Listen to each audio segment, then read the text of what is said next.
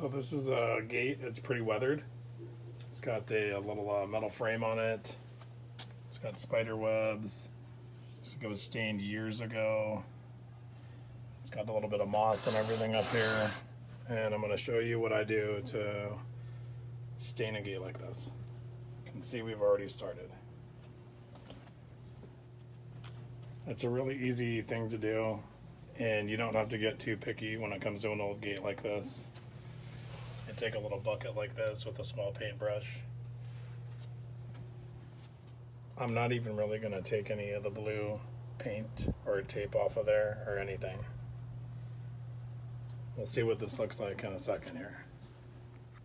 You don't really even have to get too elaborate. I just dip my brush and roll it around just a couple times like that, and then just throw it right on the fence. Just get some on there, and covers really nicely. This is I think this is a bear stain. Got a piece of plastic down here now, so I don't really have to be too careful.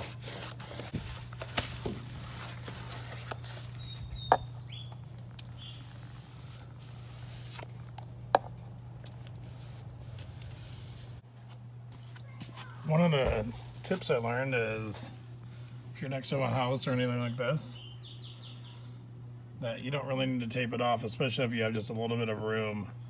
You're gonna take your brush. You can kind of just get the brush in here like this, and as you work your way over, you'll see where it's leaving a little mark. And just get the quill of the brushes to just go right over the edge, even like that. If you want to get up next to something, you actually roll the paint over to the edge, and then it's simple. It just goes on like that. And then when it comes to painting these bars, just same thing, just do a nice good amount on here, and don't be shy. Just gonna dip in and go up this on the bottom of these. You can see on some of this wood it's really dry, so you can just get a big coat on there like that.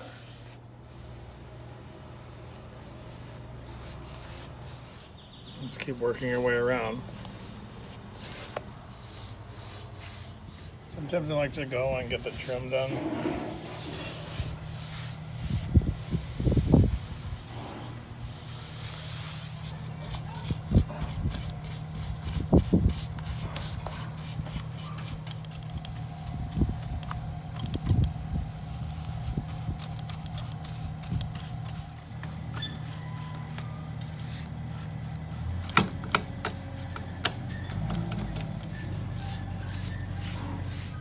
Another thing I like to do on pressure treated is actually go back with a really thick coat, and I like to drench it in there like that.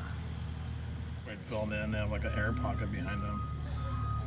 Just keep pushing that paint in there. Layer after layer, they start to fill up. You'll get a nice thick finish on there.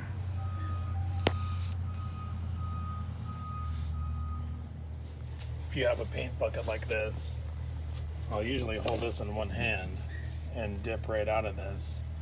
And what I used to do was dip it in here and go like that. I'd come over here and I would like paint a section. That's kind of take you forever if you're doing it like that. So if this is in my hand, I'll usually hold this right next to the fence, and I'm gonna probably spill a little bit of this just to demonstrate, but I'll usually just take this brush without doing any of that and leave it caked up like that, and then just put it right on the fence and just glop it right in there like that. It's a really fast way to cover. You can see how long it takes for it to kind of get in there. Like that one's already kind of... Don't be afraid to get a couple coats in here and really slather it in there.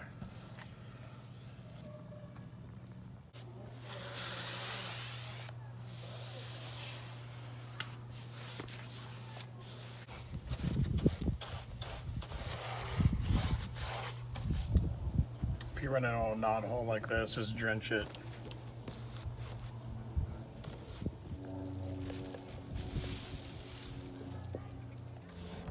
Coming to the end now.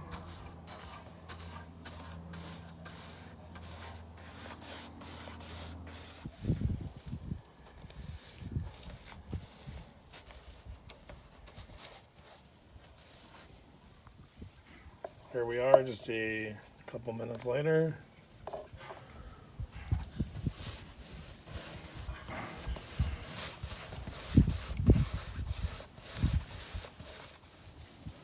Couple of touch-ups in here.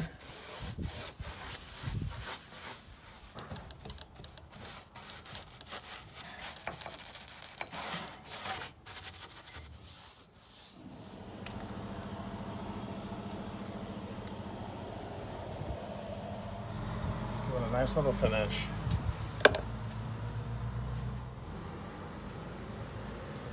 And within a few minutes, you've got a nice colored gate, frame and all, without using a sprayer or a roller, anything, just a brush and a little paint bucket like that.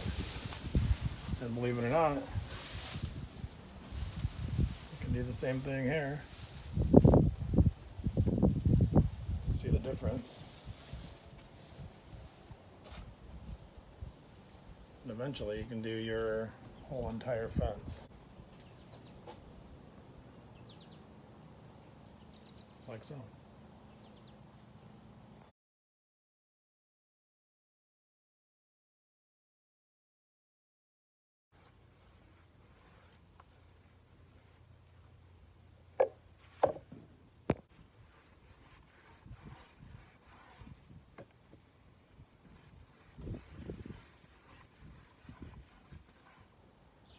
So there's some really dry sections on here, and when you go by and do your first coat, it might soak it in and you might see those grains.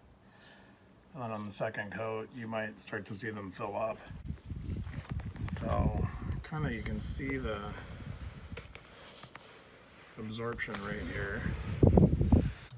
So now I'm over here on the trim, and if you take one of these tapered brushes like this and you get right in by the edging right here, if you just go to the end, it won't roll over. But if you just push your brush just a little bit and tilt it around that corner, you can see how many of the little brushes are sticking by, and so you can get an edge like that, even right next to your siding, without taping anything.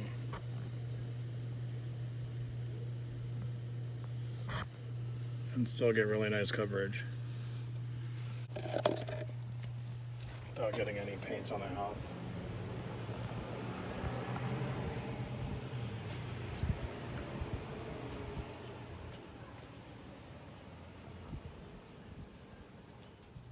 So depending on how many coats you want to do, you can see this board has one coat and this has two. And so if you feel like you want to add extra and build that up, that's entirely up to you how many coats you feel like putting on. So here's what an extra coat would look like where all this grain is. After you get one on there, you can see it kind of filling in all the cracks. How much that's penetrating into the wood and basically how long each coat is going to last. You'd be surprised how much you can cake on there. This is what a third coat would look like.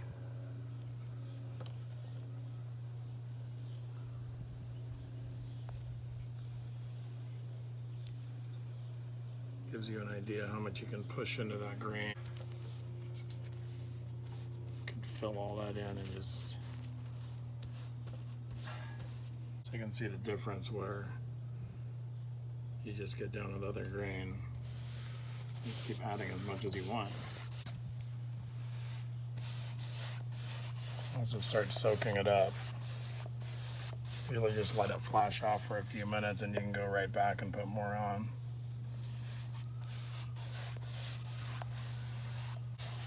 And basically that's it. So there's the before and after. When it dries up, it has a little different tint. But that's the basics on how to do a little trim work without taping off, how to take an old gate without pressure washing it or prepping it and getting a darker tone stain. And before you know it, then you can look on the left and see there's a completely old fence. Doesn't look good. And from standing back, you have a brand new, nice clean fence again. So here is the fence completely done. You can tell. Take a little peek at the project.